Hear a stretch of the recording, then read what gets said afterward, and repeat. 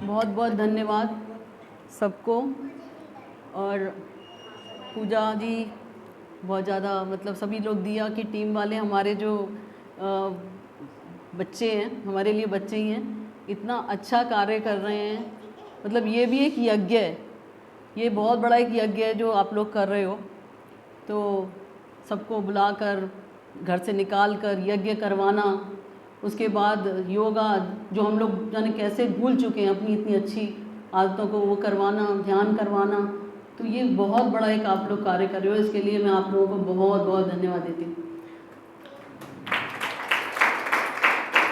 परम पूज्य गुरुदेव की और वंदनीय माता जी की सूक्ष्म उपस्थिति में एक बार सब लोग कमर सीधी करके और गायत्री मंत्र करेंगे।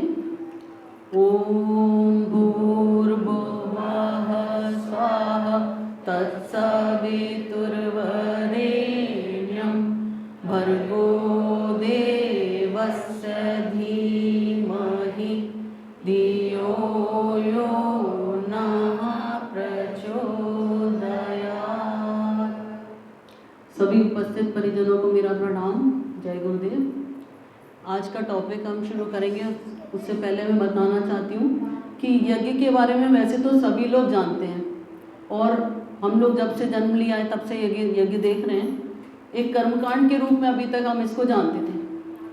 हर संस्कार में यज्ञ हमेशा से किया जाता है।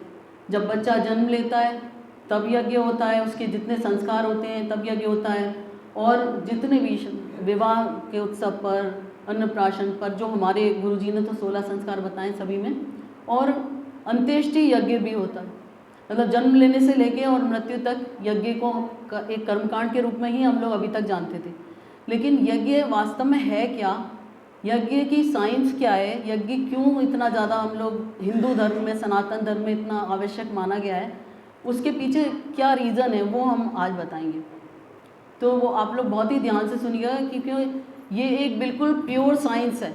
जैसे कि गणित जो है, प्रामाणिकता होती है गणित में, बिल्कुल वैसे ही ये यज्ञ है। क्योंकि हमारे ऋषि मुनियों ने, सनातन हिंदू धर्म में जो ऋषि मुनियों ने परंपरा चलाई, वो ये यज्ञ के थ्रू ही इतना विकास हुआ है।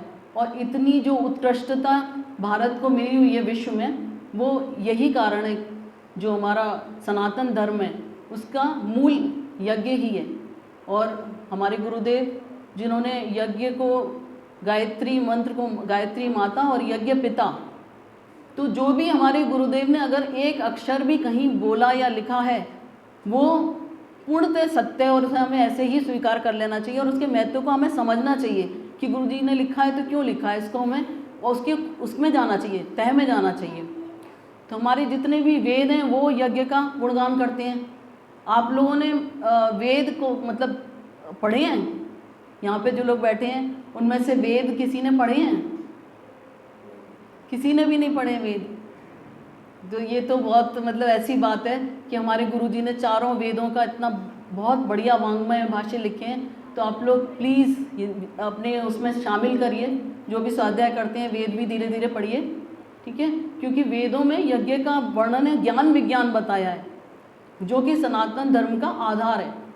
अब हमारी जो पहली स्लाइड थी वो यज्ञ का ज्ञान विज्ञान और एवं चिकित्सीय यज्ञ का स्वरूप। इसमें आप देखेंगे, थोड़ा सा इसको वो करेंगे क्या, बड़ा, थोड़ा सा बड़ा करिए। तो इसमें देखिए आपके कितने सारे ऋषि मुनि बैठे हैं, जंगल में बैठे हैं, प्राकृतिक वातावरण में, और यज्ञ कर रहे हैं। और ये यज्ञ से ही उन्होंने सारे ज्ञान को प्राप्त किया। जो ज्ञान आज नासा के पास आज भी वो रिसर्च कर रहे हैं, वो ज्ञान हमें हमारे ऋषि मुनियों ने उस हज़ारों साल पहले दे दिया। और वो आज अब वो चीज़ें आज प्रूव हो रही हैं। तो अब आप देखिएगा कि कैसे उन्होंने क्या क्या बताया था। Next slide. ये हमारे गुरुदेव, सभी लोग यहाँ पे गायत्री परिवार के हैं, इसलिए बहुत ज़्यादा बताने की ज़रूरत नहीं है। लेकिन गुरुजी ने फिर से, मतलब ये एक बीच का जो युग था, प्राचीन युग में, वैदिक काल में, तो यज्ञ का महत्ता सब जानते थे और यज्ञ करते थे नियमित। और इसी वजह से वो हमारा जो भारत था सोने की चिड़िया बना हुआ था। लेकिन जो बीच में हानि हुई है हमारी पतन हुआ है, जो नैतिक पतन हुआ, वो सब मध्य युग में वो यज्ञ को की महत्ता को हम भूल गए। और जो यज्ञ था वो बाहर के लोग तो ले गए, बहुत सारे लैटिन कंट्रीज़ और यूरोपियन कंट्रीज़ में यज्ञ को होमोथेरेपी के नाम से जानते हैं, तो वो लोग करने लगे, लेकिन हम लोगों के ज़िंदगी से बिल्कुल चला गया। तब हमारे गुरुदेव ने फिर से गायत्री को और यज्ञ को पुनर्जीवित किया और उन्होंने इतने वाङ्मय लिखे हैं इसमें। लेकिन हमारे लिए ये वाकई में आज भी शर्म की बात है कि हम गुरुजी के अपने शिष्य होते हुए भी उनके वाङ्मय को नहीं पढ़ते हैं। उनके इतना बड़ा उन्होंने विज्ञान दे के गए हैं वो हमें, तो हमें पढ़ना भी चाहिए। हम बुद्धिजीवी हैं, हम मतलब शिक्षा हमने प्राप्त की है, हम हिंदी पढ़ सकते हैं, संस्कृत पढ़ सकते हैं, तो क्यों नहीं हम। और उन्होंने इतनी सरल हिंदी में संस्कृत को, एक तरह से देखा जाए तो हमें तो पका पकाया ज्ञान मिल गया है सारा। मतलब चारों वेदों का निचोड़ जो भी यज्ञ के बारे में उसमें ज्ञान की बातें हैं वो सब उन्होंने अपने वाङ्मय में लिख दी हैं। इसमें है यज्ञ का ज्ञान विज्ञान, ये लोग आप लोग पढ़िएगा, 25 नंबर वाङ्मय। और दूसरा यज्ञ एक समग्र उपचार प्रक्रिया, ये 26 नंबर वाङ्मय है। अगर आप वेद ना पढ़ें तो ये जरूर पढ़िए, ठीक है। ये यज्ञ चिकित्सा के ऊपर है नीचे वाला, और ऊपर का यज्ञ का ज्ञान विज्ञान। नेक्स्ट थोड़ा सा बड़ा नहीं हो पाएगा। देखिए ये जो है ना, संसार में सृष्टि में एक यज्ञ की प्रक्रिया चल रही है, और ये यज्ञ की प्रक्रिया ही सनातन धर्म, मतलब ये तो इनफाइनाइट काल से चल रही है। हमारा धर्म भी, सनातन धर्म जो है वो इतना प्राचीन है कि उसका हमें पता ही नहीं है कि कब से, अनादिकाल से चल रहा है। और अनादिकाल से ही जब से सृष्टि का निर्माण हुआ, सृष्टि के निर्माण के बारे में जो हम सुनते हैं कि प्रजापति ब्रह्मा ने सृष्टि बनाई, तो जिस समय सृष्टि बनाई उस समय ही उन्होंने ये यज्ञ के उससे ही उसका प्रादुर्भाव हुआ। जो यज्ञ क्या हुआ, ये मतलब पराचेतना। पराचेतना, हम चेतना को जानते हैं, जो हमारे अंदर आत्मा की चेतना है उसको हम समझते हैं, लेकिन पराचेतना क्या है, वो सुपर नेचुरल पावर जो कि पूरे विश्व में, ब्रह्मांड में जो हम इमेजिन भी शायद नहीं कर सकते, वो सब कुछ जो भी संभव है, जो हो रहा है, हमारी पृथ्वी घूम रही है, सूर्य के चारों तरफ और ग्रह घूम रहे हैं, वो सब ब्रह्मांड के अंदर है। और वो पराचेतना, वो एनर्जी है, डिवाइन एनर्जी, उससे घूम रहे हैं। तो उस पराचेतना को से सृष्टि बनाई, और जिस दिन सृष्टि बनाई प्रजापति ब्रह्मा ने, उस दिन उसका मैनुअल भी बनाया। साथ में एक, आप समझ लीजिए कि जो भी एक, जैसे कोई कंपनी एक प्रोडक्ट बनाती है तो प्रोडक्ट आता है, उसके साथ में उसका एक मैनुअल भी आता है कि आपको ऐसे इसके ये विशेषताएं और आपको ये चीज़ें करनी है ना। प्रोडक्ट के साथ एक आती है कि अगर आप ये नहीं करेंगे तो फिर ये हो जाएगा, अगर ये असावधानी, तो उसके साथ एक मैनुअल बनाया, वही वेद हैं। और वो यज्ञ अनुशासन पे हमारा जीवन चलता है। अगर हम यज्ञ अनुशासन को थोड़ा भी इधर उधर करेंगे तो हमारा पतन होना शुरू हो जाएगा, नैतिक पतन होगा, और हमें जो परेशानियां हैं वो मिलेंगी।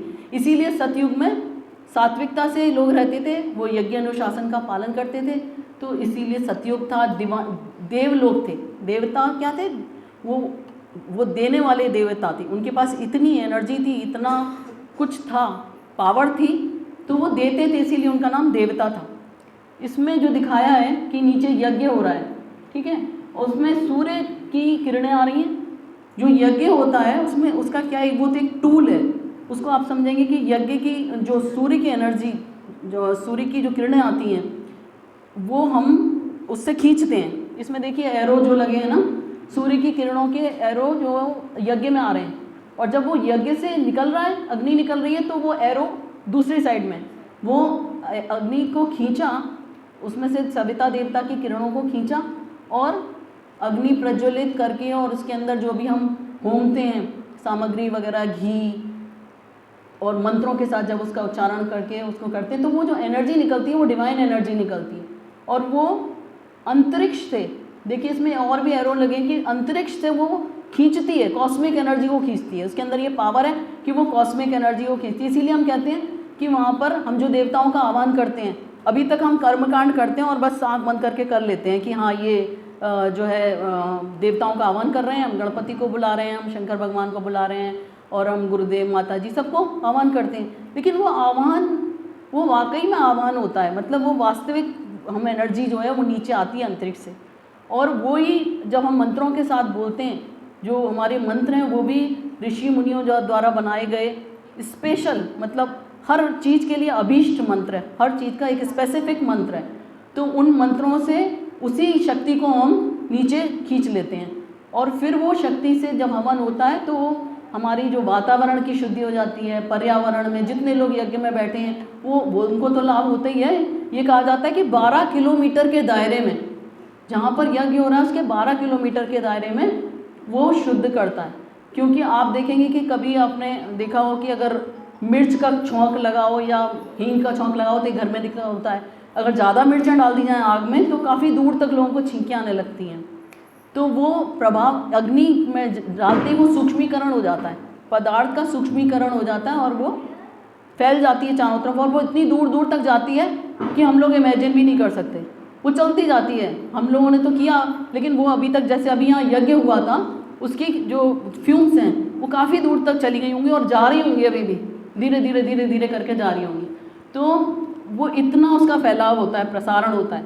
और उसमें क्या है कि हमने आध्यात्मिक उसका दृष्टिकोण देखें तो हम जो है यज्ञ भावना हमारी, अभी हमने यज्ञ रूप प्रभु हमारे भाव उज्ज्वल कीजिए, छोड़ देवे छल कपट को मानसिक बल दीजिए। तो हमने जो भावनाएं की हैं, शुद्ध भावना हमारी ये होती है कि हम परोपकार की भावनाएं करते हैं। यज्ञ में हमेशा अपने लिए नहीं किया जाता, वो पूरे सृष्टि के लिए और समाज के लिए, सबके लिए किया जाता है। तो वो भावनाएं दूर दूर तक जा रही हैं, वो विचार, सुंदर विचार वो दूर दूर तक जा रहे हैं, वो मंत्रों के उच्चारण। तो जहाँ जहाँ जाएंगे वहाँ वहाँ जो भी प्रदूषण होगा, अब आप अगर प्रदूषण की हम बात करें तो प्रदूषण कई प्रकार के होते हैं, है ना। ध्वनि प्रदूषण है, रासायनिक चीज़ों के प्रदूषण हैं, जल प्रदूषण है। तो अगर हम ऐसे एक एरिया बना लें कि भाई ये इतना एरिया है, इसमें क्या क्या प्रदूषण हो सकते हैं, तो लोग बहुत सारी चीज़ें बता देंगे कि ये हो सकता है। पर जो हमें नहीं दिख रहे हैं वो है सबसे ज़्यादा घातक विचार प्रदूषण। वो बहुत गलत विचार, जो भी अनैतिकता हो रही है चारों तरफ, वो चारों तरफ फैली हुई है। और इसीलिए आदमी जो है ना मनोविकारों से ग्रस्त है। आज का आदमी बहुत ही बुरी तरह मनोविकारों से ग्रस्त है। कोई सीधा सीधा चलना भी चाहता है तो भी उसमें खुद में इतना आत्मबल नहीं है, आजकल इतना आत्मबल नहीं है। जैसे जैसे हम शारीरिक रूप से कहते हैं इतनी इम्यूनिटी नहीं है, ऐसे ही आध्यात्मिक रूप में क्या है कि उसमें उतना आत्मबल नहीं है कि वो इतने सारे प्रदूषण का सामना कर पाए। इतने जनसंख्या बहुत बढ़ चुकी है और सब स्वार्थ में लिप्त हैं, सब अपना अपना किसी भी तरह, जो सभ्यता है आज की गला काट सभ्यता, वो बस अपना भला चाहती है। तो प्रकृति का भी दोहन हो रहा है, बुरी तरह से दोहन हो रहा है। तो वो सारा सिस्टम जो है ना, तंत्र गड़बड़ा गया है। तो जब हम ये यज्ञ करते हैं तो जितने एरिया में वो जा रहा है वहाँ के वो विचार प्रदूषण को भी ख़त्म कर देता है। वाइब्रेशंस एकदम ठीक हो जाती हैं। जहाँ पे रोज़ यज्ञ होता है, जैसे यहाँ पर ये एक पवित्र भूमि है, यहाँ पर रोज़ यज्ञ होता है, तो हम जब जितनी देर यहाँ बैठेंगे हमें शांति रहेगी, मन में स्थिरता रहेगी, हम गलत विचार उतनी जल्दी नहीं आएंगे। जो हमारे उद्वेग, आवेश, चिंता, भय, भ्रांतियाँ, वो इतना हमें परेशान नहीं करेंगी। हालांकि हम सब लोग, हम ये नहीं कह सकते कि मैं नहीं हूँ या ये नहीं है, सभी हैं, सभी मनोविकारों से ग्रस्त हैं आज। तो ये प्रदूषण हमारा ये ख़त्म हो जाता है। Next slide. इसमें भी यही है कि जहाँ पर यज्ञ हो रहा है वहाँ के जो पशु पक्षी हैं, वहाँ का जो बादल हैं, ऊपर जाएगी फ्यूम्स, तो समय पर बारिश होगी, मतलब ऋतु जो हैं हमें अनुकूल रहेंगे हमारे, और जहाँ पे जल स्रोत हैं हमारे वो भी अच्छे रहेंगे, और जो जीवन है वो हमारा सात्विक रहेगा। Next slide. इसमें भी सृष्टि में व्याप्त स्वतः यज्ञीय प्रक्रिया, पर्यावरण संरक्षण, संवर्धन, संतुलन और उपचार। ज़्यादातर क्या होता है कि हम लोग जो बीमार होते हैं मनोविकारों से होते हैं या फिर पर्यावरण के प्रदूषण से होते हैं। पर्यावरण के प्रदूषण भी कई प्रकार के हैं। जब भी कोई बैक्टीरिया और वायरस फैलते हैं तो वो हम कैच कर लेते हैं, क्योंकि हमारी इतनी शारीरिक क्षमता इतनी अधिक नहीं है, इम्यूनिटी नहीं है। तो और पर्यावरण भी दूषित हो जाता है, हम जितने भी पौधे हैं, पशु पक्षी हैं, सब बीमार। तो हमारे पास जो खेती आजकल कहते हैं ना, अन्न में इतना दम नहीं है, वो सब भी प्रदूषण की वजह से ही हो रहा है। तो जो हम खाते हैं, जैसा खा रहे हैं वैसे ही उतनी हमारी कमज़ोर शरीर है, मन भी कमज़ोर है, उतना मन ही है। तो जब हम यज्ञ से अगर करते हैं, यज्ञ डेली यज्ञ करते हैं, तो इसमें दिखा है कि पृथ्वी है, पृथ्वी के ऊपर अगर यज्ञ, जैसे पुरानी अगर हम पृथ्वी के बारे में सोचें तो वो यज्ञ से क्या रहती है, शुद्ध रहती है, पवित्र रहती है और रोग मुक्त, दोष मुक्त, पाप मुक्त रहेगी। इधर जो एक मिनट दिखाइए, इसमें मुझे कुछ दिख नहीं पा रहा। ये जो इसमें षट चक्र जागृत करते हुए दिखाया, जो ऋषि मुनि हुआ करते थे वो उनकी आध्यात्मिक प्रक्रिया में वो उनको जो कॉस्मिक एनर्जी होती थी उसको लेकर, जैसे अभी आपने मेडिटेशन करवाया, तो जब हम ध्यान करते हैं तो उससे हम जुड़ जाते हैं, उस परा चेतना से जुड़ जाते हैं। तो जब जुड़ जाते हैं तो हमारे षट चक्र जो अंदर भी हमारे वही चेतना है, उसमें हम ले जाते हैं उस चेतना को और धीरे धीरे अपने चक्रों को जागृत कर लेते हैं। तो ये सब जो हमारी ऋषि मुनियों की परंपरा थी वो हम अब भूल गए हैं। वो यज्ञ के द्वारा हमारे गुरुजी ने फिर से जागृत करने की कोशिश की, लेकिन हम लोग जैसे गायत्री परिवार से भी काफ़ी सालों से जुड़े हैं, लेकिन ये अभी 2-3 साल से ऐसा हुआ है कि हमें सबको घर घर में यज्ञ करना है। और इतना अधिक जो पतन हो चुका था कलयुग का, प्रदूषण, तो अभी धीरे धीरे आप देखिए फिर से युग बदल रहा है। इसी तरह से युग बदलेगा जब हम गायत्री मंत्र और यज्ञ दोनों अपना लेंगे अपने लाइफ में, तो धीरे धीरे सात्विकता की तरफ जाएंगे। सतयुग का आएगा, जो हमारे गुरुजी का नारा है कि युग जरूर बदलेगा, तो सतयुग आएगा, तो वो ऐसे ही आएगा। यही जो टूल्स हैं हमारे पास, अगर हम इनको नहीं अपनाएंगे तो हमारा लाइफ जो है वो ठीक से नहीं चल पाएगी। आगे नेक्स्ट, इसमें कुछ दिख नहीं रहा है, लेकिन यही जो बातें मैं बता रही हूँ वही पॉइंट्स हैं कि यज्ञ के द्वारा हम क्या क्या कर सकते हैं, क्या क्या हमें प्राप्त होता है। यज्ञ के द्वारा कहते हैं कि प्राण की पर्जन्य वर्षा होती है। ये पर्जन्य क्या है, मतलब ये तो बारिश होती है, वो तो एक भौतिक चीज़ है। आध्यात्मिक प्राण पर्जन्य, जब आप यज्ञ डेली यज्ञ करेंगे और यज्ञ भी अच्छी भावना से करेंगे, आपके अंदर प्रेम, सद्भाव, सत्कर्म करने की प्रेरणा, सेवा, सहयोग, ये सारे गुण रहेंगे, तो आपके ऊपर प्राण ऊर्जा पर्जन्य ऊपर से आता है और हम ध्यान में उसको अपने अंदर ले लेते हैं और हमारे अंदर नई नई बातें, जो ऋषि मुनि थे वो इसी तरह से सारा ज्ञान प्राप्त करते थे। ठीक है, अभी हम साइंस की बात करेंगे, बिल्कुल भौतिक विज्ञान की, कि आप लोग जैसे हीट को, अग्नि को समझते हैं, किसी भी चीज़ को जानते हैं तो हम उसके गुण धर्म को हमें जानना जरूरी है। अगर हम उसके गुण धर्म वगैरह स्वभाव नहीं जानेंगे तो हम उसका उपयोग ठीक से नहीं कर पाएंगे। अग्नि जितनी ज़्यादा हमारे लिए लाभदायक है उतनी हानिकारक भी है अगर हम उसको ठीक से नहीं जान पाएँ, है ना।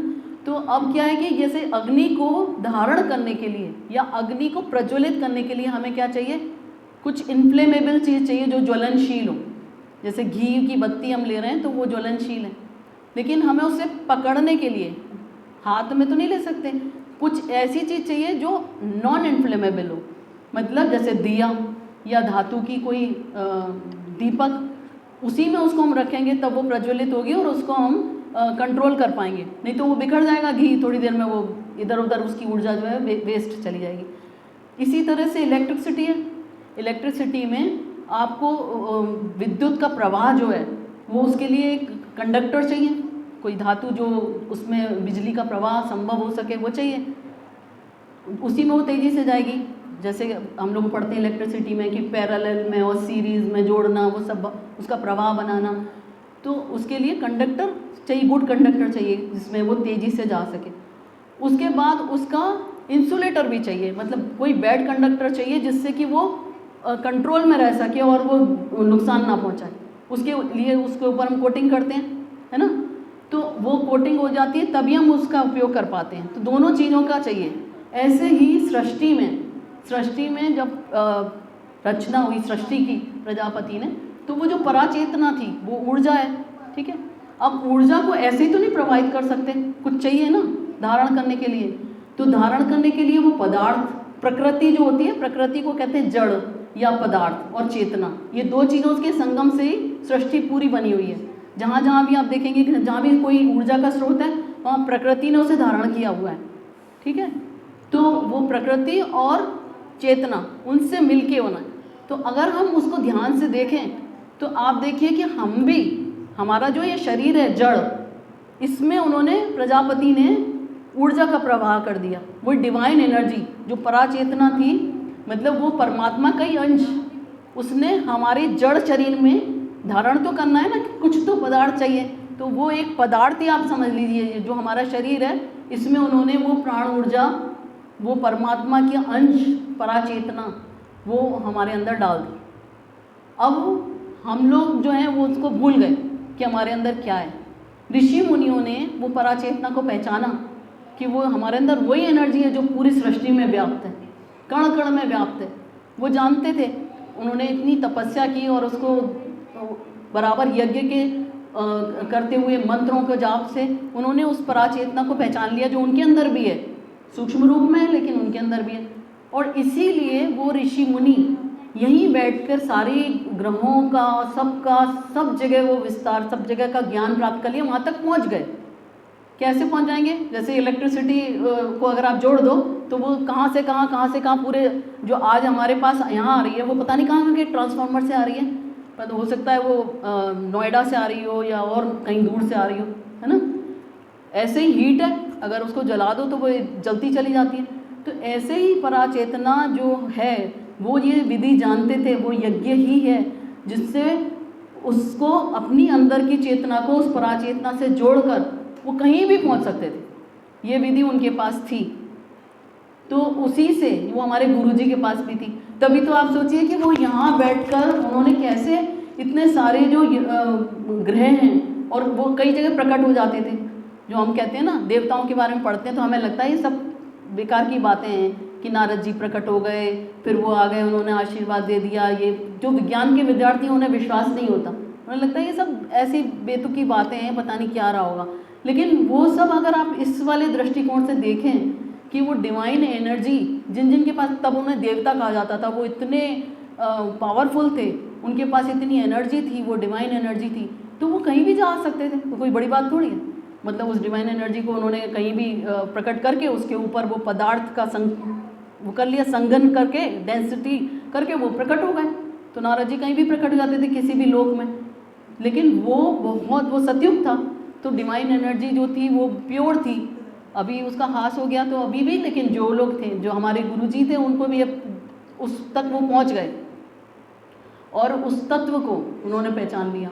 तो हमें अब ये सोचना चाहिए जब भी हम यज्ञ कर रहे हैं कि ये यज्ञ मामूली नहीं है, इसके ये एक टूल है जिसके थ्रू हम कहाँ भी जा सकते हैं, हम उससे जुड़ के पराचेतना से जुड़ सकते हैं, है ना।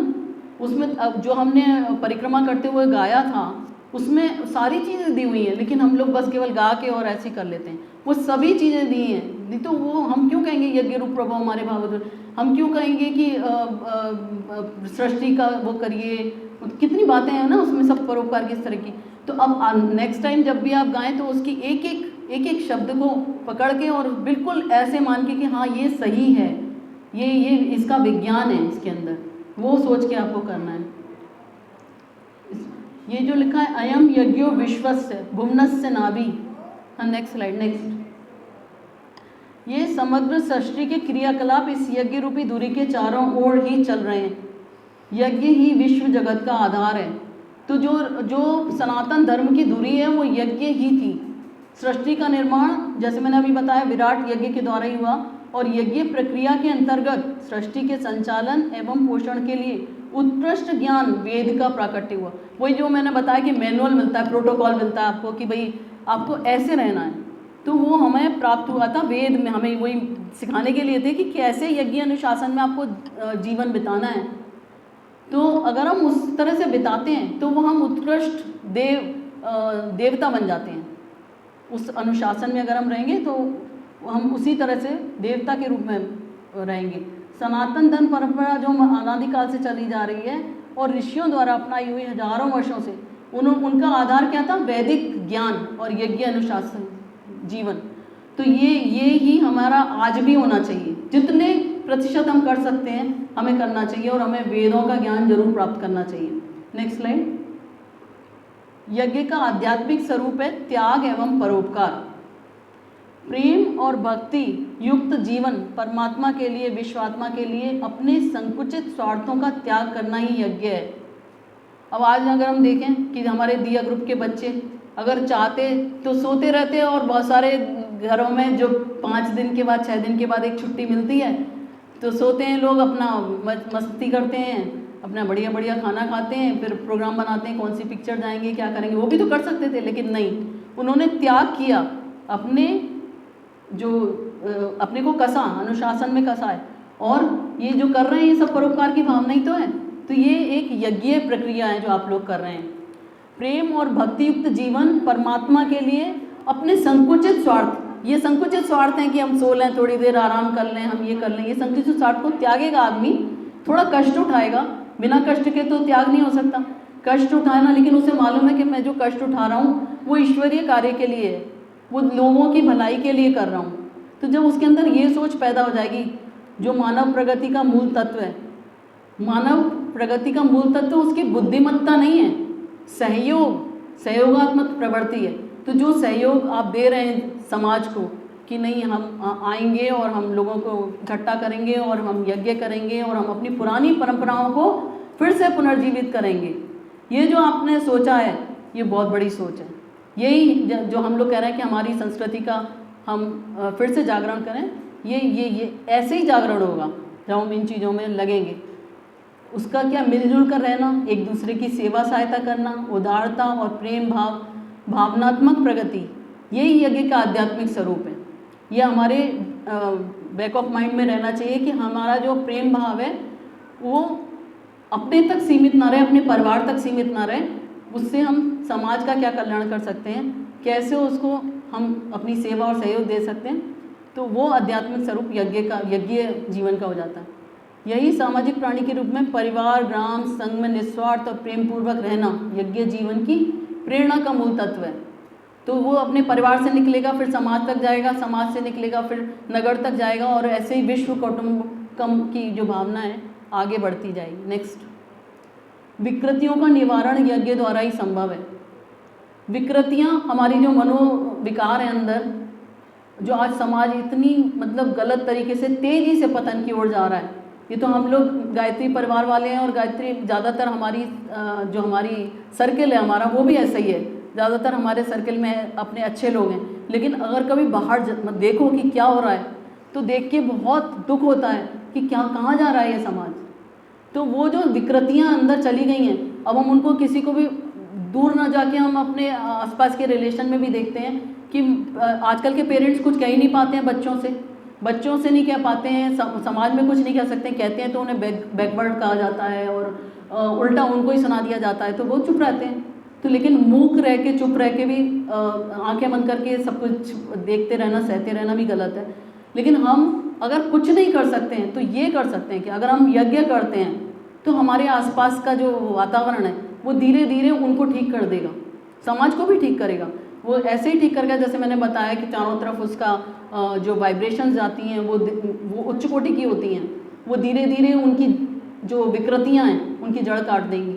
जो गलत कार्य लोग कर रहे हैं उसमें लिप्त हैं, अनैतिकता में अपराध कर रहे हैं, निष्ठुरता है, विलासिता है, ये जो दुष्प्रवृत्तियाँ चारों तरफ फैली हुई हैं वो यज्ञ करने से हम लोगों के जो भी लिमिटेड लोग कर रहे हैं यज्ञ, लेकिन धीरे धीरे ऐसे ही फैलाव होगा तो उससे उनको ट्रैक पे ला सकती हैं। और कोई चारा नहीं है, और डायरेक्ट तो नहीं भिड़ा जा सकता उन लोगों से, हम यही कर सकते हैं, तो हमें ये करते रहना चाहिए। नेक्स्ट, यज्ञ वेद एवं सनातन धर्म, ये मैंने बताया कि सारे हमारे वेद हैं जितने, उनमें सब में यज्ञ की चर्चा है। ये जैसे यज्ञ कर्म देव पूजन जब हम करते हैं तो ऋग्वेद के मंत्रों से स्तुति करते हैं। जो यज्ञ के मुख्य जितने भी कार्य हैं वो यजुर्वेद के मंत्रों से हैं। यज्ञ उल्लास का संवर्धन और प्रसार के लिए जो गायन है, जैसे अभी दीदी ने इतने सुंदर गीत गाए, वो उल्लास वाले वो सामवेद से आते हैं। स्थूल और सूक्ष्म की वैज्ञानिक परिष्कार की जो प्रक्रिया है वो अथर्ववेद में बताई गई है कि कैसे आप अपने मेधा को उच्च कोटि का बना सकते हो, है ना। और अपनी आत्मा के परिष्कार करने के लिए जो व्यक्तित्व के परिष्कार की बहुत सारी इतनी सुंदर बातें बताई गई हैं कि कैसे आप उच्च कोटि के अपने विचार और उनका संवर्धन कर सकते हैं। तो ये सब अथर्ववेद में दिया हुआ है। नेक्स्ट, यज्ञ का भावार्थ क्या है? संस्कृत में यज्ञ यज धातु से बना है। यज्ञ के 3 कार्य हैं। देवत्व, जो परिष्कृत व्यक्तित्व है, दैवीय सद्गुण है, और संगठन, एकता, सहकारिता और संघबद्धता। दान, समाजपरायणता, उदारता, सहृदयता, विश्व कौटुंबिकता। तो ये 3 इसके मुख्य जो हैं वो 3 प्रॉपर्टी समझ लीजिए आप। देवत्व क्या है कि जो भी अच्छा काम हो रहा है उसमें अपना सहयोग देना, जैसे यहाँ पर जो बच्चे अच्छा काम कर रहे हैं, तो हम बड़ों की भी ये हमारी बनता है कि हम आके उनको उत्साहवर्धन करें और आए यहाँ पर, मतलब हमें आना चाहिए। तो ये जो देवत्व में हमें अपना सहयोग करना चाहिए। संगठन कभी भी आप देखिए, यज्ञ जब हम करते हैं तो यज्ञ के अंदर भी, यज्ञ कुंड में भी एक संविधान से नहीं होगा, उसमें ज़्यादा संविदा चाहिए, सामग्री चाहिए। तो एक चीज़ से नहीं होता, उसमें संगठन है। ऐसे ही कई लोग बैठते हैं तब यज्ञ होता है। तो वो संगठन जो है, संगठन इसका एक पार्ट है, सहकारिता और संघबद्धता। ये हमारा मतलब एक हमें जागृति देता है कि हमें संगठन में रहना चाहिए। और संगठन में रहना आसान नहीं होता। संगठन में जो लोग अहंकारी हैं, जिनको बहुत ज़्यादा क्रोध आता है, वो फिट नहीं हो पाते। तो ये बहुत गलत चीज़ होती है। तो ये यज्ञीय प्रक्रिया में हमें संगठन में अपने को परिष्कृत करके एकता सहकारिता के साथ रहना चाहिए। फिर आता है दान। दान में केवल ये नहीं कहते कि हम जो धन का दान ही देना है, उसे दान कहते हैं। दान में जो कुछ आपके पास है, जो भी गुण है, जैसे ये बच्चे दे रहे हैं, अपना समय दे रहे हैं, जो कुछ वो जानते हैं उसका उन्होंने कितना सुंदर तरीके से यहाँ पे संचालन किया हुआ है। तो जो हम जानते हैं वो हमें दान करना चाहिए, समाज में देना चाहिए, उदारता को बढ़ाने के लिए, सहृदयता को। अब यज्ञाग्नि की क्या विशेषता है? सदा लौ जो है वो ऊपर की तरफ ही जाती है, वो नीचे नहीं जाएगी। चाहे आप कितना भी कोशिश करिए, यज्ञ की लौ ऊपर ही रहती है। तो हमें भी इसी तरह उत्कृष्ट भावना रख के ऊपर ही उठने की कोशिश करनी चाहिए। जो भी संपर्क में आता है, अग्नि उसे अपने ही रूप में मिला देती है, अग्नि रूप ही कर देती है। जैसे हम सामग्री डालते हैं, घी डालते हैं, कुछ मेवा डालते हैं, कुछ भी डालते हैं, वो तुरंत यज्ञ के रूप में यज्ञ भस्म हो जाता है, यज्ञ अग्निमय हो जाता है। ऐसे ही हमें करना चाहिए कि हमें जो गुण मिलते हैं उसको हमें अपनाना चाहिए। फिर नेक्स्ट क्या है कि अपने अस्तित्व में सदा गर्मी और रोशनी की कमी ना होने देना। हाँ, बीच में रह गया, जो भी मिले उसका संचय न करके। क्या करती है अग्नि कि वो जैसे हमने कोई डाला, उसमें सामग्री डाली, तो वो संचय नहीं करेगी, उसको उसी समय प्रसारण कर देगी, फैला देगी, सब तक पहुंचा देगी, संचय नहीं करेगी। तो हमारे अंदर भी ये होना चाहिए कि हमें जो कुछ भगवान ने हमें दिया है वो फैलाने के लिए दिया है, समाज को देने के लिए ही दिया है।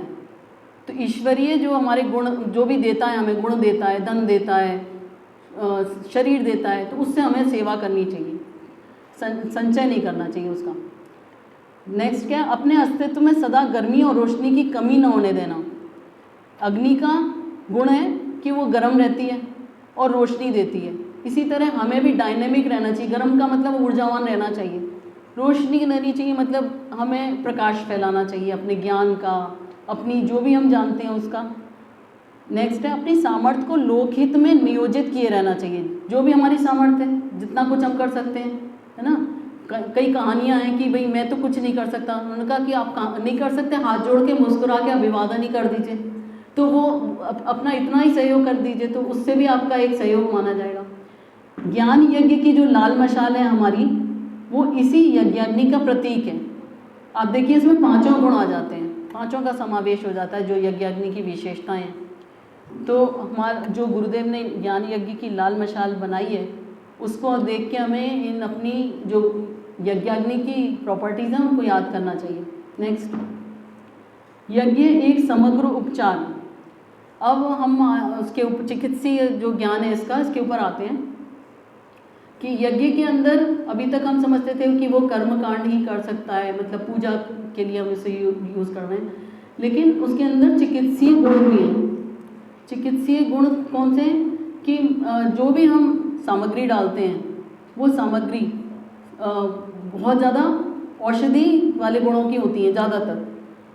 तो जितनी सामग्री उसके अंदर जाती, जो हमारे गुरुजी ने मतलब जो हमारे शांति कुंज की सामग्री है उसमें भी बहुत सुंदर अगर तगर और अश्वगंधा, बहुत सारे ऐसी सामग्रियों का मिश्रण है जिनके अंदर औषधि वाले गुण हैं। और हम उससे भी अगर करते हैं, कोई और स्पेशल सामग्री ना लाके अगर हम उससे भी हवन करते हैं, तो भी हमारे यज्ञीय वातावरण में इन्फेक्शन का कम डर रहता है, इम्यूनिटी बढ़ाएगा, वो मनोविकारों को शांत करेगा, है ना। मनोविकार ही मेन हमारे जो कारण हैं वो हैं, शरीर में बाद में आता है रोग, हमारे पहले मन को वो विकृत करता है। जब मन दोषी हो जाता है तब वो शरीर के अंदर आ जाता है। तो मन को शांत करेगा तो शरीर में भी उसका फ़ायदा होगा। जो यज्ञ की अभी एक अनुसंधान चल रहा है, यज्ञोपैथी की एक हमारे बहुत अच्छी एक रिसर्च की टीम है जिसमें सारे डॉक्टर्स हैं, पीएचडी स्कॉलर्स हैं और वो बहुत बड़े बड़े पोस्ट पे बैठे हुए हैं और रिसर्च इंस्टीट्यूट्स अब बहुत सारे जुड़ गए हैं। देव संस्कृति विश्वविद्यालय में ब्रह्मवर्चस्व की जो यज्ञ, वहाँ पर बहुत सारी रिसर्च हो रही है, अभी जर्नल्स भी निकल रहे हैं रिसर्च के, और ना सिर्फ इंडिया में, बहुत जगह पर बाहर भी रिसर्च हो रही है। तो ये हमें ये बिल्कुल मान लेना चाहिए। हम लोग क्या करते हैं, विश्वास नहीं करते, सोचते हैं ऐसे ही है, लेकिन हमें अगर विश्वास आप करोगे तो उसके बहुत सारे गुण देखोगे, है ना। मैं 2-3 एग्जाम्पल बताती हूँ। एक हमारी जब मैं जुड़ी थी, मैं भी अभी बहुत ज़्यादा यज्ञ से तो जुड़ी हूँ, लेकिन यज्ञोपैथी को नहीं जानती थी। अभी 7-8 साल पहले तक मैं केवल यज्ञ को कर्मकांडी समझती थी। तो लेकिन जब मैं उस टीम से जुड़ी और मैंने सुना लोगों के बारे में कि उनको इतना इतना फ़ायदा हुआ, वो डॉक्टर्स ही, डॉक्टर पूर्णिमा वाजपेयी को आप लोग जानते होंगे ना, तो उन्होंने बताया कि वो अस्थमेटिक थी, अस्थमा का, उन्हें खुद बहुत बड़ी डॉक्टर हैं, गायनोकोलॉजिस्ट हैं और Sanjay Gandhi post graduate medical school Lucknow की से पढ़ चुकी हैं, एमडी हैं। तो उन्होंने बताया कि वो बहुत, एक बार अस्थमा का उन्हें अटैक हुआ, बिल्कुल मतलब उनकी श्वास निकलने ही वाली थी, समझ ली, इतना ज़्यादा। तो उनको मेडिकल जो एलोपैथी डॉक्टर्स थे, वो उनकी तो कोई कमी नहीं थी, वो खुद डॉक्टर थे, इतने सारे इलाज चल रहे थे, लेकिन कोई लाभ नहीं हो रहा था। वो गायत्री परिवार से जुड़ी हुई थी, तो उन्होंने संपर्क किया शांति कुंज में, और शांति कुंज में उस समय जो भी वहाँ पर थे बाबूजी, उन्होंने उनको बोला कि देखो ऐसे हवन करना है। तो उन्होंने सोचा कि अब तो वैसे भी मेरा तो जीवन ऐसे ही हो रहा है, पता नहीं बचूंगी कि नहीं बचूंगी, तो मैं इसको बिल्कुल जैसे बताया जा रहा है पूरे विधि विधान से, नियम से करूँगी। और उन्होंने व्रत रख के, खाना पीना वैसे भी उनसे नहीं खाया जा रहा था, खाना पीना छोड़ के, और फिर जैसा बताया गया था वो हवन उन्होंने किया।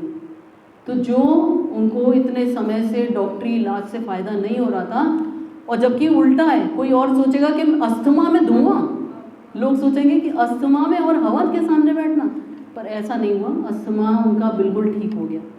और वो कहती है कि मेरा ये जीवन गुरुजी का जीवन, क्योंकि मैं बिल्कुल मरासू थी, और तब से उन्होंने पूरी तरह समर्पित कर दिया। आज वो इतनी बड़ी कार्यकर्ता हैं कि जो नीतू भैया को मालूम है, बहुत कार्य कर रही हैं वो अपने मिशन के लिए। एक दूसरा और एक उदाहरण है, एक दीदी थी, उन्होंने सुनीता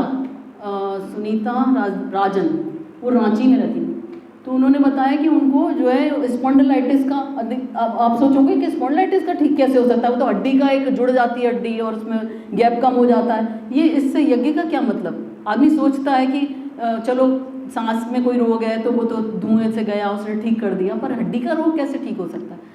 तो उन्हें इतना बुरी तरह से अटैक हुआ स्पॉन्डिलाइटिस का कि, और ये रोग जिसको हो जाता है ना, वो बहुत बहुत ज़्यादा परेशानी करता है। क्या होता है कि इसमें जो हमारी नर्व जारी होती है ब्रेन में, उसको वो नैरो हो जाती है, कस के जकड़ लेता है, तो वो ब्रेन के अंदर ऑक्सीजन नहीं जा पाती प्रॉपर, ब्लड नहीं जा पाता है, तो वो उसको चक्कर आने लग जाते हैं, वो खड़ा ही नहीं हो पाता है।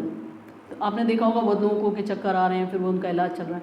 तो वो बेड रिडन थी बिल्कुल, और डॉक्टरी इलाज तो चल रहा था, उसमें कोई कमी नहीं थी, जाती थी फिजियोथेरेपी कराती थी, कुछ नहीं, कोई फ़ायदा नहीं हो रहा था। अल्टीमेटली वो इतनी ज़्यादा रोगी हो गई कि बेड रिडन हो गई।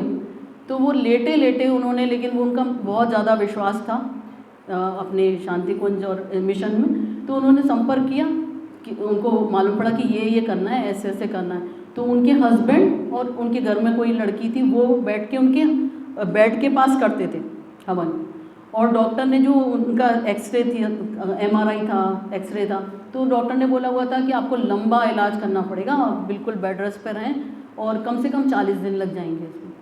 लेकिन उन्होंने जैसे ही वो शुरू की, श्रद्धा और विश्वास की भी बात होती है, क्योंकि श्रद्धा और विश्वास के बिना नहीं हो पाता कुछ भी। तो वो श्रद्धा और विश्वास से उन्होंने किया, क्योंकि वो तो जुड़ी हुई थी। और फिर जब आदमी मरता क्या ना करता वाली बात होती है कि वो सोचता है कि मैं इससे ही ठीक होऊंगा, तो उसकी श्रद्धा ज़्यादा भी हो जाती है परेशानी के टाइम। तो उन्होंने किया, और विदिन मतलब 1 हफ्ता हुआ था बस, 1 हफ्ते में तो उनकी वो गर्दन पूरी तरह से चलने लगी, ठीक हो गई। लेकिन उन्होंने वो जारी रखा और वो करती रही। तो फिर वो जब दिखाने गई डॉक्टर को, उनको लगा, फिर वो बैठ के खुद करने लगी, फिर वो चलने भी लगी। फिर उन्होंने कहा डॉक्टर को दिखा के आती हूँ। जब डॉक्टर को दिखाने गई तो डॉक्टर ने बोला कि उसने सोचा मेरी दवाई से फ़ायदा हो रहा है, तो बोला कि अरे ये तो बड़ी तेज़ी से फ़ायदा हो रहा है और ये तो बहुत अच्छा हो गया, मैं दवाइयाँ कम कर देता हूँ। तो वो हंसने लगी, उन्होंने दवाइयाँ खाई नहीं थी क्योंकि वो खाते खाते इतनी परेशान हो गई थी, उन्होंने बंद कर दी थी सब दवाइयाँ ववाइयाँ। लेकिन वो कहती हूँ, फिर उन्होंने बोला अब इसको बताना क्या, ये तो मानेगी भी नहीं अगर मैं बताऊँगी कि उससे फ़ायदा हुआ है। लेकिन उन्होंने फिर यज्ञोपैथी को इतना फैलाया अपनी बातें बता के और वो करके कि आज वो यज्ञोपैथी हर जगह जहाँ जाती है यज्ञोपैथी कर रही है। एक उदाहरण मैं अपने बेटे का दूंगी। ये मेरे बेटे 2-3 साल पहले की बात है। वो DTU में हॉस्टल में रहता था, इंजीनियरिंग कर रहा था। तो एक बार उससे चिकन पॉक्स हो गया।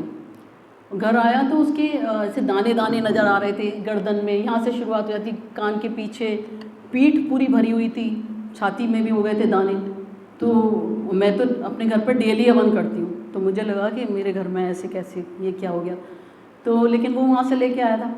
तो उस दिन मेरे को समझ में नहीं आया क्या करूँ, और डॉक्टर ने जो है वो तो 1000 mg का एसाइक्लोवेर का एक कैप्सूल टैबलेट थी बड़ी सी, वो कह दिया कि सुबह शाम दोनों टाइम। मेरे हस्बैंड बोले नहीं नहीं इतनी बड़ी दवाई हम ऐसा करते हैं आधा दे देते हैं इसको।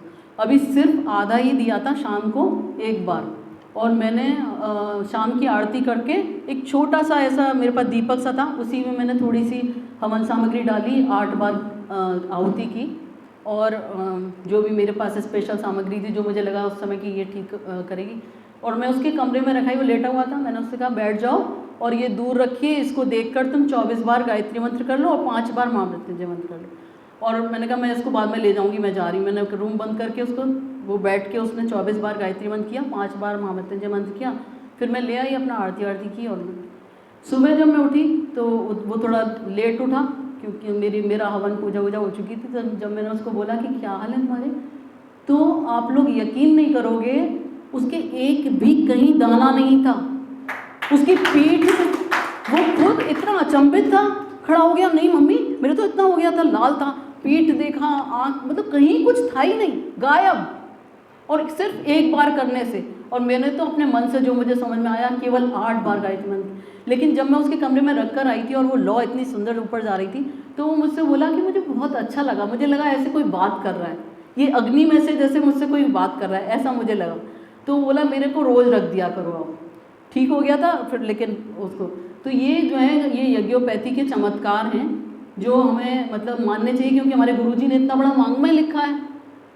और ये जो चीज़ें हैं ये सबसे ज़्यादा जो असर करती हैं, एक तो मनोविकारों पर बहुत तेज़ी से असर करती हैं, जितने भी मानसिक रोग हैं उन पर बहुत तेज़ी से असर करती हैं, और एलोपैथी बिल्कुल नहीं करती है। एलोपैथी क्या करती है, वो केवल इस तरह की दवाइयाँ देते हैं कि वो शमन हो थोड़ी देर के लिए। जैसे किसी को डिप्रेशन है तो वो जिस हार्मोन से की कमी की वजह से वो उसको बढ़ाने के लिए दे देगी, या फिर उनको नींद नहीं आती तो नींद का दे देगी कि जिससे नींद आ जाए और धीरे धीरे वो ठीक हो जाए। लेकिन उसका वो कोई परमानेंट इलाज नहीं है, जबकि यज्ञोपैथी से परमानेंट इलाज होता है। बहुत जल्दी अवसाद वाले मरीज जो डिप्रेशन के बहुत जल्दी ठीक होते हैं। और ये जो यहाँ तक कि मेंटली रिटार्डेड बच्चे, और एक हमारे उसमें थी एक याचना नाम था उनका, उनकी बेटी जन्म से ही वो पैदा हुई, उसको एक अजीब सी डिसीज़ थी, वो मेंटली रिटार्डेड थी कम्प्लीटली। उसकी ना तो कहीं पे दृष्टि ठहरती थी, ना वो मतलब कुछ सुनती थी, ना मतलब बहुत ही बुरा हाल था। लेकिन जब उसने डेली यज्ञ करना शुरू किया तो वो कहने लगी कि मतलब 1 महीने के अंदर ही उसमें इतना परिवर्तन हुआ कि वो यज्ञ को इंटरेस्ट से करने लगी, देखने लगी कि क्या हो रहा है। और बोली कि दीदी मेरे लिए तो यही बहुत बड़ी बात है, जो उसका कहीं ध्यान ही नहीं रहता था, टिकता ही नहीं था कहीं ध्यान। तो वो बच्ची जो है मेरे को यज्ञ करती हूँ तो बड़े ध्यान से और अच्छे से कर रही है, देख रही है, क्योंकि ये एक आत्मा, हम अगर इसको गहराई में देखें तो क्या है कि वो जो चेतना आ रही है, यज्ञ चेतना जो हम ऊपर से प्राण ऊर्जा आ रही है, उसमें वो आत्मा तो अंदर है ना, शरीर है वो तो, ये तो शरीर है जो बच्ची का है, वो रोग तो शरीर में है, आत्मा तो है। तो आत्मा जो है वो पिछले जन्मों के कर्मों की वजह से, प्रारब्ध जन्य जो रोग होते हैं, इस तरह के रोग प्रारब्ध जन्य होते हैं, जो जन्म से ही ऐसा पैदा हो रहा है, उसने तो अभी कुछ किया नहीं है, वो पिछले जन्मों के कर्मों की वजह से। तो इसमें इतनी क्षमता है कि ये पिछले जन्मों के कर्मों को भी काट सकती है यज्ञ।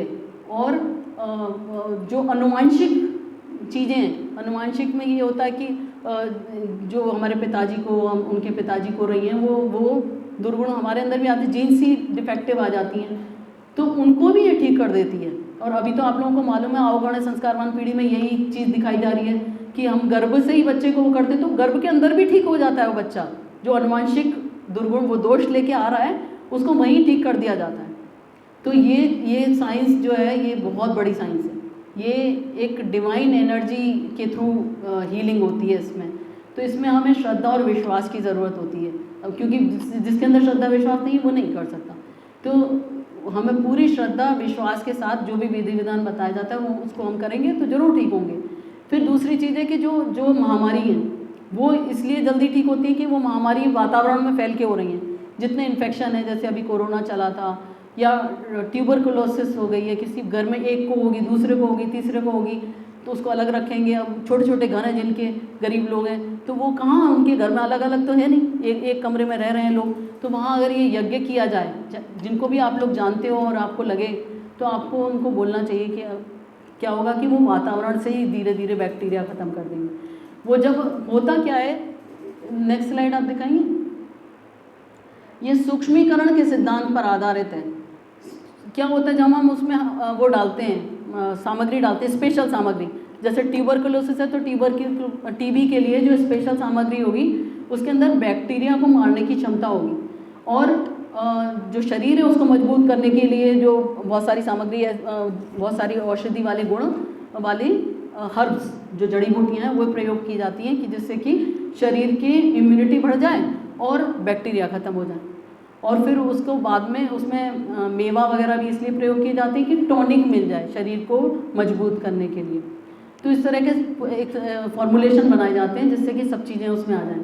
तो जब वो सामग्री से करते हैं तो क्या होता है, सूक्ष्मीकरण होता है अग्नि में जाने के बाद। और घी क्यों डालते हैं, घी कैरियर की तरह काम करता है, क्योंकि अगर हम ऐसे ही डाल देंगे सूखा सूखा तो वो भस्म हो जाएगी। और उसका जब हम घी डालते हैं तो घी के जो पार्टिकल हैं, नैनो पार्टिकल के रूप में, जो घी के पहले घी का जा रहा है उसके ऊपर वो औषधि वाला नैनो पार्टिकल कैरियर की तरह काम करता है। और वो धीरे धीरे करके 1 के 2, 2 के 4, 4 के 16, 64 ऐसे होते चले जाते हैं और पूरे वातावरण फैल जाते हैं।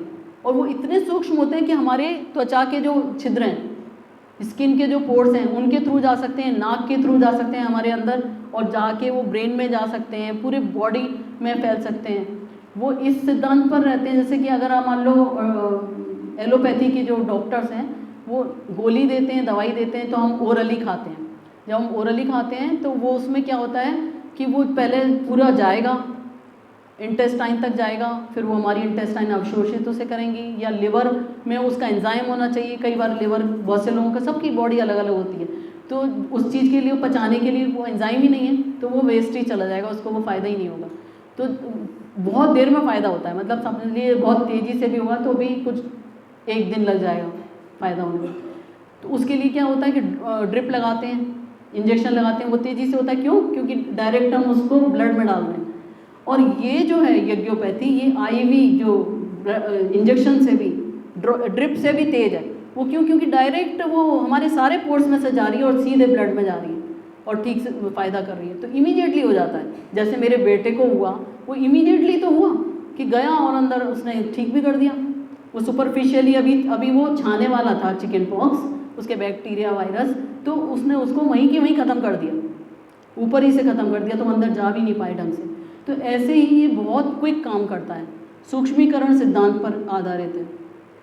और रोग के अनुसार जो औषधि होती हैं वो बैक्टीरिया को, उसको मारने वाली, और जैसे अभी मैंने बताया था कि वो सुनीता राजन दीदी का ब्रेन में जा रही थी, जो नस वो दब रही थी, और जो हमारी बोन्स हैं, बोन्स के बीच में एक इलास्टिसिटी होती है, तो वो नहीं होती है तो स्पॉन्डिलाइटिस बन जाता है या अर्थराइटिस बन जाता है, तो उसको भी जाके वो नॉर्मल कर देती हैं। हमारे जो त्वचा से जाकर जहाँ जहाँ भी वो पहुँच रही हैं, जहाँ भी कमी है। और सबसे अच्छी बात क्या है, ऐसा लगता है जैसे कोई बहुत बड़ा सृष्टा बैठा है, मतलब जो डॉक्टर है, जो जानता है, वो जो खराब वाले बैक्टीरिया वायरस हैं उनको ही मारेगा, अच्छे वाले को बढ़ाएगा। हमारे शरीर में जो है अच्छे बैक्टीरिया भी होते हैं ना, तो वो उनको वो बढ़ाएगा। केवल वो वीकनेस जो है उसको ख़त्म करेगा और जो हमारे शरीर की इम्यूनिटी है उसको बढ़ाएगा। तो ये एक ऐसी साइंस है।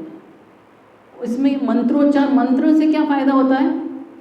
मंत्र और हमारे जो अभी हम आजकल बता रहे हैं उसमें मंत्र भी स्पेशल मंत्र, मतलब कुछ चीज़ों के लिए हम बताते हैं कि गायत्री मंत्र, कुछ के लिए चंद्र गायत्री मंत्र और किसी के लिए सूर्य गायत्री मंत्र। चंद्र गायत्री मंत्र क्या होते हैं कि वो शमन करते हैं। जैसे किसी को ब्रेन में विचार आते रहते हैं, सारा टाइम कुछ ना कुछ चलता रहता है, OCD जो शाइज़ोफ्रेनिया इस तरह की जो बीमारियां होती हैं ना, उनमें वो एक सनक सी सवार हो जाती है, वो चलती रहती है, वो कितना भी चाहे वो हटती नहीं। तो चंद्र गायत्री मंत्र से क्या होता है कि उसमें वो उपद्रव शांत हो जाते हैं और धीरे धीरे करके वो नॉर्मल हो जाता है। या इसको ऐसे भी समझ सकते हैं कि हमारे अंदर जो न्यूरोट्रांसमीटर्स होते हैं ब्रेन के अंदर, हार्मोन्स होते हैं, तो जो गुड हार्मोन्स हैं उनको हमें बढ़ाना है और जो डिफेक्ट आ गया है, जो केमिकल्स बन गए हैं, जो हमारे दोष हैं जिनके, उनको घटाना है। तो घटाने के लिए समझ लीजिए चंद्र गायत्री मंत्र होता है, उसको कम करने के लिए शमन करता है। और जिनको एग्रीगेट करना है वो सूर्य गायत्री मंत्र से किया जाता है। सूर्य गायत्री मंत्र एकदम प्रखरता देता है, तो वो जहाँ पे हमारी चीज़ें जो सोई पड़ी हैं शक्तियाँ, है ना, जैसे एजिंग इफेक्ट होता है तो हमारी जो हड्डियाँ हैं वो कमज़ोर हो गई हैं, उनको जागृत करना है और अच्छे से वो करना है, तो सूर्य गायत्री मंत्र बताया जाता है। नहीं तो संतुलन के लिए गायत्री मंत्र बताया जाता है। और स्पेशल सामग्रियाँ भी वैसी ही होती हैं। हाँ, नेक्स्ट। इसमें ये बताया कि कैसे आपको करना है रोग निवारण के लिए। चिकित्सीय यज्ञों का स्वरूप यज्ञ प्रतिक्रिया से लाभ रोग निवारण। हाँ, रोग निवारण करेगा और बल संवर्धन भी करेगा। मतलब वो जैसे मैंने अभी बताया था कि हमेशा ये होता है कि जब हम कोई इन्फेक्शन हो जाता है तो डॉक्टर जो एंटीबायोटिक्स लिखते हैं और एंटीबायोटिक्स के साथ में ये भी बोलते हैं, क्योंकि वो तो मालूम है उनको कि वो साइड इफेक्ट करेगी, तो उसके संग एक एंटासिड भी लिख देते हैं कि पेन डी, ये सब पेन 40 की, नहीं तो क्या होगा कि जलन होने लगेगी और भोजन जो है हम खा ही नहीं पाएंगे ढंग से। फिर उसके बाद क्या होता है कि वो हमारे अंदर के बैक्टीरिया को भी मार देता है। जब इतनी तगड़ी हम एंटीबायोटिक ले रहे हैं तो हमारे इंटेस्टाइन में जो गुड बैक्टीरिया हैं वो भी खत्म हो जाते हैं, और जब वो खत्म हो जाते हैं तो आपको मालूम है काफ़ी दिनों तक ऐसा हो जाता है कि उसको भूख ही नहीं लग रही है, भूख नहीं लग रही है, बहुत वीकनेस आ जाती है। लेकिन यज्ञ में क्या होता है कि हम जो है वो बैक्टीरियल, वो तो उसको मार देता है, गुड बैक्टीरिया को बढ़ाता है। और तीसरी बात कि जो हम बलवर्धन वाली औषधि भी उसमें डालते हैं, गिलोय जैसे, है ना, और बहुत सारी ऐसी चीज़ें, पुनर्नवा है, साठी है, तो उसको डालते हैं तो उससे क्या होता है कि उसके शरीर में पौष्टिकता आती है, बल आता है, तो वो बीमार जैसा बहुत जल्दी ठीक होता है, कमजोरी भी नहीं फील करता। हाँ, नेक्स्ट। हाँ, जैसे अब हमें मालूम पड़ जाता है कि कोई रोग होने वाला है तो हम उसका रोग उपचार पहले से कर सकते हैं इसमें, और एक मास स्केल पे कर सकते हैं। जैसे कोरोना के उसमें हम लोगों ने कोशिश की थी, हम लोगों ने बहुत जगह पर ऐसा करवाया था कि एक साथ यज्ञ करो। महाराष्ट्र में कई जगह पर क्या किया था, साउथ में भी, कि उन्होंने यज्ञ जो है टांगने वाले हैंगिंग यज्ञ कुंड कर लिए थे, और करके वो पूरे सड़कों से निकलते थे जगह जगह से। तो वो पूरे में चारों तरफ कोरोना के जितने भी वायरस को मार के और वो उपचार प्रक्रिया उन्होंने करी हुई थी। ये इसमें यही है कि जो दुर्बलता आती है ना, ये मेवा हम लोग पहले सोचते थे क्यों वेस्ट कर रहे हैं। अभी भी जो लोग नहीं जानते हैं यज्ञ को, वो कहते हैं फालतू में घी ये लोग वेस्ट करते हैं, इतनी सामग्री डाल रहे हैं और इसमें ये होम रहे हैं, मतलब मेवा क्यों डाल रहे हैं, मेवा इतनी सारी वेस्ट कर दी। तो वो वेस्ट नहीं होती, बल्कि क्या होता है कि जो एक काजू या एक बादाम अगर मैं खाऊँ तो मेरे को जितना लाभ होगा उसके बजाय में वो यज्ञ में डालने से कई लोगों को लाभ होता है उसको, और उसका जो हमारे अंदर भी कई गुना, क्योंकि वो गुणित हो जाती है, वो मल्टीप्लाई हो जाती है। और सूक्ष्मीकरण में यही होता है ना कि सूक्ष्मीकरण की प्रक्रिया बहुत तेज़ी से होती है, बहुत तीव्र होती है, एकदम इतने तेज़ी से अंदर जाता है और वो ठीक करता है, तो वो पौष्टिकता भी देता है, उसको टॉनिक की तरह काम करता है। नेक्स्ट, इसमें ये कि कुंड कैसा होना चाहिए, ये पहले के जो वेदी बनाते थे उस तरह के कुंड हुआ करते थे। नेक्स्ट, ये सब वही हैं जो हमारे, तो यहाँ पे सब लोग यज्ञ को जानते हैं, इसलिए ज़्यादा कुछ बताने की ज़रूरत नहीं है कि पूरब की तरफ बैठना चाहिए, चंदन धारण, प्राणायाम, हाँ, ये जरूर बताना चाहेंगे कि जब भी यज्ञ करते, यज्ञोपैथी में जो यज्ञ होता है उसके बाद में प्राणायाम जरूर करना चाहिए वहीं बैठकर, और उसमें जप करना चाहिए। तो क्या होता है कि जो ऊर्जा, जो दिव्य ऊर्जा वहाँ पर पैदा होती है, प्राण ऊर्जा आती है, उसको हम अवशोषित नहीं करेंगे तो वो तो फिर बेकार ही चली जाएगी। तो वहाँ पर हम बैठें, कम से कम 20 मिनट जप करें और वहीं पे प्राणायाम करें। जैसे अभी हम लोगों ने प्राणायाम किया तो वो यज्ञ ऊर्जा यहाँ पे थी, मतलब पास में ही तो हुआ है। तो यज्ञ के बाद हमने किया तो वो हमने बहुत अच्छा किया। हमने जाप भी किया गायत्री मंत्र का कई बार, और हमने प्राणायाम किया, है ना, योगा किया।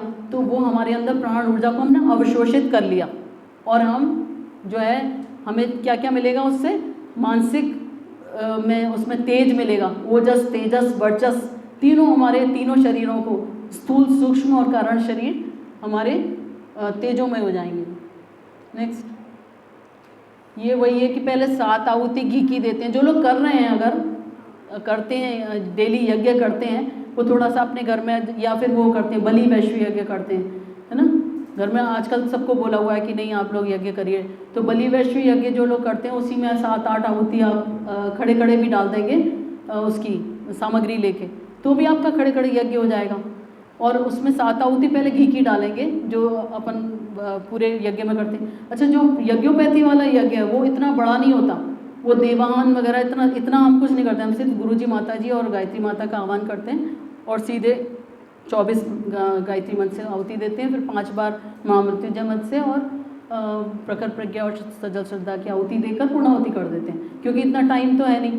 तो उसके बाद फिर प्राणायाम और जप। तो जो हमने 7 बार घी टपकाया था, वो घी में जो हम लोगों की रिसर्च टीम है उसमें क्या होता है कि हम लोगों के पास सारे वो हैं उपकरण है नापने के, ऊर्जा को नापने के। तो हमने क्या किया था, पहले जब हमारा यज्ञ नहीं हुआ था, हमने एक एक चीज़ की, उस जगह की भी, और जितनी भी चीज़ें रखी थी, यज्ञ के उपकरण जो भी रखे हैं, कुंड है और जो हमारा सामग्री के आसपास जो जो चीज़ें हैं, सबकी हमने ऊर्जा नापी। और जब यज्ञ कर लिया उसके बाद फिर से वहाँ की ऊर्जा ली गई, तो सबसे ज़्यादा ऊर्जा जो निकली वो जो घी टपकाया था जल में उसकी निकली। और वो इसलिए निकली क्योंकि हम उसमें पहले उसमें डाल रहे हैं और फिर हम इदम गायत्री इदम नमः कर रहे हैं, उसमें डाल रहे हैं, क्योंकि वो यज्ञ के ऊपर से आ रहा है वो घी, है ना। यज्ञ के ऊपर से हमने फिर टपकाया, तो वो जो 7 बार हम टपकाते हैं उसको हमें बहुत अच्छे से पूरा लेना चाहिए। जैसे बताया गया है कि उसको फेस पे लगाइए, वो करिए, जहाँ भी तकलीफ़ है वहाँ वो लगाइए, क्योंकि यज्ञोपैथी में तो हम बैठे ही रोग ठीक करने के लिए, तो जहाँ पर जिस जगह पे भी प्रॉब्लम है वहाँ वो लगाएंगे। और अपनी नाभि में लगाना चाहिए और 2 उंगलियों से नाक में डाल लेना चाहिए। जो वही तो चल रहा था ना कोरोना में कि आप घी डालिए नाक में, तो अगर आप ऐसे करते रहेंगे तो ब्रेन में जाएगा वो, और वो इतना ऊर्जा में है, दिव्य ऊर्जा है उसके अंदर, डिवाइन एनर्जी है, तो वो जाके आपके ब्रेन को शांत करेगा, विकार मुक्त करेगा और आपको हेल्दी बनाएगा। तो ये ज़रूर करना चाहिए। काढ़ा भी अगर उसके संग में काढ़ा भी लेते हैं यज्ञोपैथी में तो वो भी बहुत फ़ायदा करता है। वो यही बताया कि 30 मिनट तक वहाँ पर वातावरण बैठें, प्राणायाम करें, जाप करें, और अगर बहुत ज़्यादा किसी को रोग है तो वो शाम को भी छोटा सा एक यज्ञ कर सकता है, वही वाली सामग्री से शाम को भी उसका धूम्र ले सकते हैं। नेक्स्ट, ये यज्ञशाला के बारे में बताएं कि यज्ञशाला कैसी होनी चाहिए। अभी बोलते हैं ना कि कार्बन डाइऑक्साइड निकलती है उसमें से, यज्ञ करते हैं लोग, मतलब एक गलत भ्रांतियाँ फैला दी हैं। तो उसमें कार्बन डाइऑक्साइड जो है वो कहते हैं कि अपने हमारे गायत्री परिवार में शांति कुंज में बहुत सारे डॉक्टर्स हैं, डॉक्टर ओ पी शर्मा भाई साहब हैं, है ना, एक डॉक्टर दत्ता हैं, तो वो लोग सब बताते हैं कि 0.04% हमारे शरीर में कार्बन डाइऑक्साइड होना बहुत ज़रूरी है, मतलब सूक्ष्म मात्रा में कार्बन डाइऑक्साइड भी होती है। तो वो ऐसा नहीं है कि हमें कार्बन डाइऑक्साइड, हमें कार्बन मोनोऑक्साइड नहीं चाहिए। तो वो काला धुआं जब होता है, मतलब अग्नि अच्छे से प्रज्वलित हो तभी हमें सामग्री डालनी चाहिए। अगर अग्नि प्रज्वलित ठीक से नहीं है तो कार्बन मोनोऑक्साइड बनती है, वो जहरीली गैस है, वो नहीं होनी चाहिए। और उसके लिए जो ज़्यादा कार्बन डाइऑक्साइड बन रही है तो उसके लिए क्या करते हैं, 1-2 पौधे रख देते हैं वहाँ पे यज्ञशाला में, और जल रख देते हैं। तो जल में वो जो एक्स्ट्रा कार्बन डाइऑक्साइड है वो अवशोषित हो जाती है, फिर वो जल जो है वो पौधों में चढ़ा दिया जाता है। और कार्बन डाइऑक्साइड पौधों को तो चाहिए, पौधों को तो पौधे ऑक्सीजन छोड़ते हैं, कार्बन डाइऑक्साइड लेते हैं, उनको तो उस भोजन के लिए चाहिए, तो वो उसको अवशोषित कर लेते हैं, इसलिए वो भी हेल्दी हो जाते हैं, है ना। तो हमें ये नहीं लोगों की भ्रांतियाँ दूर करनी चाहिए कि कार्बन डाइऑक्साइड वो छोड़ते नहीं हैं। हम हमारी यज्ञशाला में उसका प्रबंध रहता है कि कैसे करना है। यज्ञ की अवधि ये जो क्रॉनिक डिसीज़ होती हैं और एक्यूट डिसीज़ होती हैं तो उसके हिसाब से जो अवधि तय की जाती है। जो इस तरह के इन्फेक्शन हैं जो 3-4 दिन में ठीक हो जाएंगे तो उनके लिए तो 3-4 बार में हवन में काफ़ी होता है। जो हमारी पुरानी बीमारी है जो जड़ से मुक्त करनी है, लंबी डायबिटीज़ है, थायराइड की है या फिर ट्यूबरकुलोसिस है कुछ है, तो उसके लिए 3-4 महीने तक चलना पड़ता है।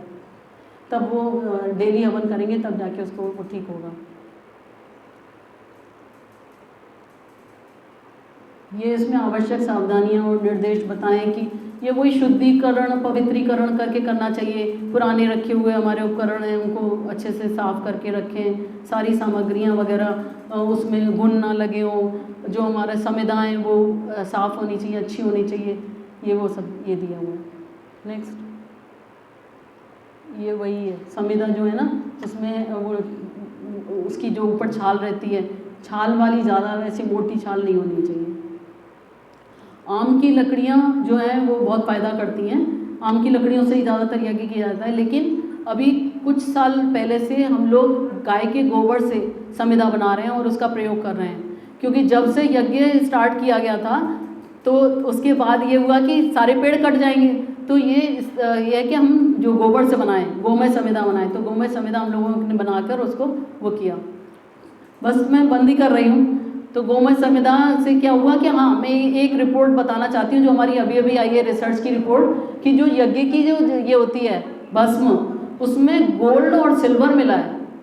आप मतलब सोच के यकीन नहीं होगा कि गोल्ड और सिल्वर के पार्टिकल्स मिले हैं, इतनी अच्छी। तो उसको कहते हैं ना कि हमारे यहाँ तो प्रसाद के रूप में भी दीदी और डॉक्टर साहब हमेशा वही देते हैं, तपोभूमि में भी हमें मिलती है, तो उसको रोगी को हमें चटा देते हैं और पौधों में डालते हैं, तो उससे बहुत लाभ होता है। मतलब ये है कि यज्ञ की तो एक भी चीज़ वेस्ट नहीं जा रही, उसकी जो राख है उसमें भी इतने गुण हैं, तो हमें यज्ञ जरूर करने चाहिए। नेक्स्ट शायद ख़त्म ही हो गई।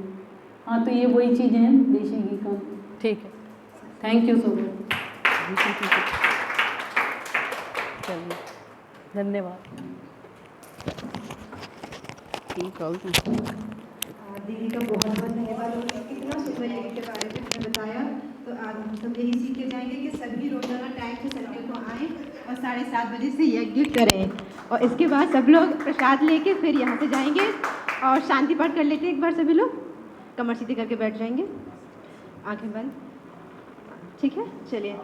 ओम द्यौ शांति अंतरिक्षगं शांति पृथ्वी शांतिरापः शांतिरोषधयः शांति वनस्पतयः शांतिर्विश्वे देवा शांति ब्रह्म शांति सर्वगं शांति शांतिरेव शांति सामा शांतिरेधि। ओम शांति शांति शांति सर्वारिष्ट सुशांतिर्भवतु। सभी को प्रणाम, सभी को बहुत बहुत